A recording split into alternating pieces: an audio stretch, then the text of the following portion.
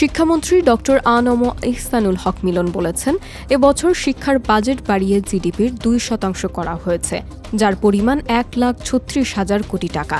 আগামীতে এই বাজেট জিডিপির 5% উন্নীত করার পরিকল্পনা রয়েছে।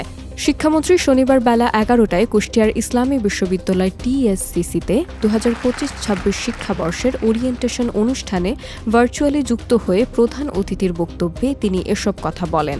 শিক্ষামন্ত্রী নবীন শিক্ষার্থীদের উদ্দেশ্যে বলেন, আমাদের সময় শেষ, আগামী দিনের বাংলাদেশ গড়ার দায়িত্ব এখন তোমাদের। শিক্ষাঙ্গনের এই মূল্যবান সময়কে সৎপথে কাজে লাগাতে হবে। শিক্ষার বাজেট বৃদ্ধি, গবেষণা জোরদার ও কারিকুলাম উন্নয়নে সরকার সর্বদা শিক্ষার্থীদের পাশে থাকবে।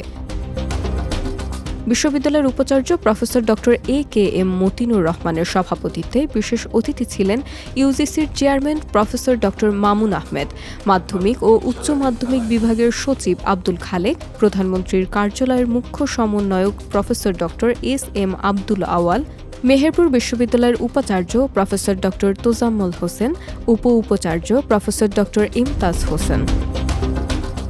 আগামী দিনের বাংলাদেশ গড়ার সময় তোমাদের বুঝতে হবে যে যেই সময়টুকু শিক্ষাঙ্গনে তোমরা দিচ্ছ, এই সময়টুকু অত্যন্ত মূল্যবান সময়। জীবনের এই সময়টিকে সদা সর্বদা কাজে লাগাতে হবে।